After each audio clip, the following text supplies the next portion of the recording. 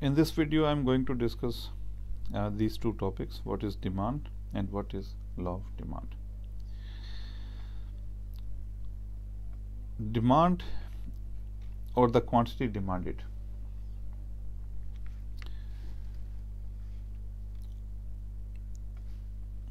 Whenever we use the word demand, it means the quantity which is demanded. So the quantity demanded of any good is the amount of the good that buyers are willing to buy and they are able to buy. So there are two conditions for demand. Number one, the willingness to buy, and number two, able to buy. If you are willing to buy something, you want to buy something, but you do not have the money to buy it, it is only desire of a consumer. It cannot be your quantity demanded. So for quantity demanded, these two conditions are important. So far as law of demand is concerned, law of demand explains the relationship between price of the good and the quantity demanded. So quantity demanded is the function of price. This is the mathematical format whenever we are writing the quantity demanded. So here we assume that price is the only factor which affects the quantity demand. We have to be very careful that in the discussion of law of demand we bring price as the independent variable, or the price is the only factor which affects the quantity demanded, and all other factors like income of the consumer, if M stands for income, and taste of consumer about that particular commodity, and prices of the related goods,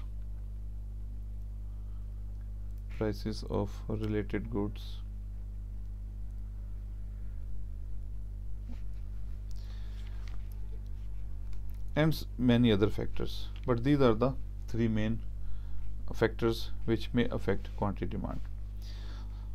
So we assume that income, taste and prices of the related commodities, they do not change when we are discussing the law of demand. So whenever we are explaining the law of demand, we explain that law of demand explains the relationship between quantity demanded and price, given that all other things remain constant. So this particular phrase explains that all these components which are other than the price and which can affect quantity demand, they are assumed constant during the discussion of this particular law. Now what is the law? The law is very simple, that whenever there is increase in price level, there will be decrease in quantity demanded, and whenever there is decrease in price level, there will be increase in quantity demanded. So there exists an inverse relationship between price and quantity demand. This inverse relationship can be explained with the help of table and a diagram. Suppose I make a table here that we have a prices, one column, first column I assume different price levels, and in the second column I assume different quantities. We assume that price is 1, 2, 3, 4.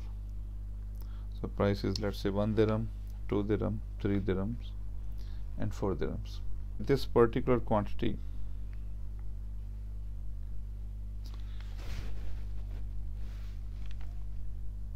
is for apples. Alright.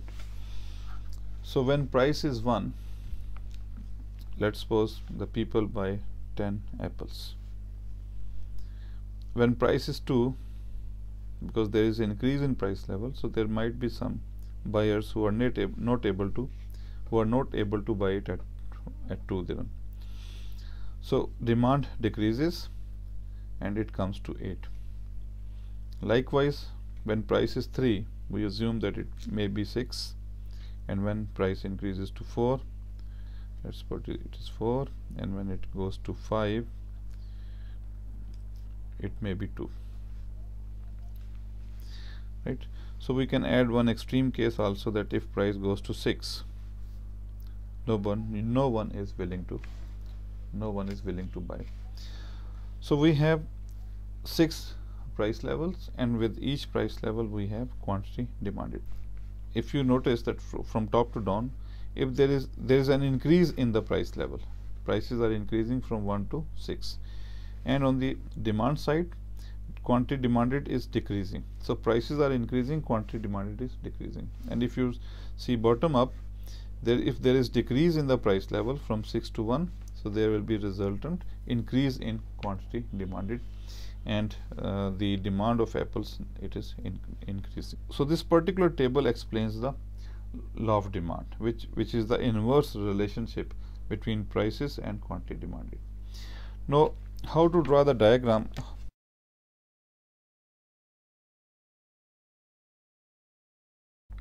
We have 2 axes here. One is the y-axis. Normally, in the market equilibrium analysis, we assume that prices are measured on the y-axis and the quantities are measured on the x-axis. So here it is quantity demanded, and here I am taking the price. So we have 6 price levels. This is 1, 2, 3, 4, 5, 6. So there should be an equal interval, right, between each point. So this is 1, 2, 3, 4, 5, 6, 7. So there should be an equal interval between these points. Between 0 and 1, the space is equal to between 1 and 2. On this axis, we can see the maximum value is 10. So we have to set a scale so that we can cover from 0 to 10. So 0 is there. So this is 1, this is 2, this is 3, we have 4, 5, 6, 7. So this is our initial setup. So when price is 1, this is the level, price 1, the quantity demand is 10. So 10 is here. So this is particular point we have. Let's suppose this is our point A. So price this particular point 1, this point is point A. Likewise, so this is, let me hold it, this is point A. Similarly, when price is 2, this is the level of price 2, quantity demanded is 8. So this is the point 8 here. So we have this particular level. When price is 3, quantity demanded is 6. So when price is 3, this is 6, quantity demanded is 6. When price is 4, quantity demanded is 4. When price is 4, quantity demanded is 4. When price is 5, quantity demanded is 2. And when it is 6, it becomes 0. So joining these points, let's suppose this is point A and this is point B. We have C, D, E and F point. So joining these points, we get a demand curve. This is the demand curve. This demand curve has negative slope.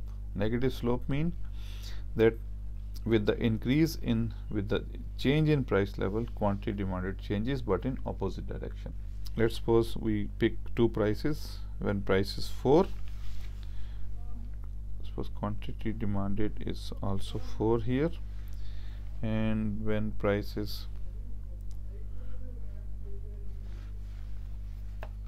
and when price is 3,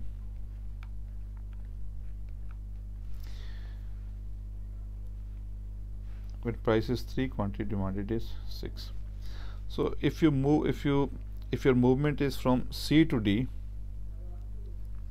it means there is increase in price level.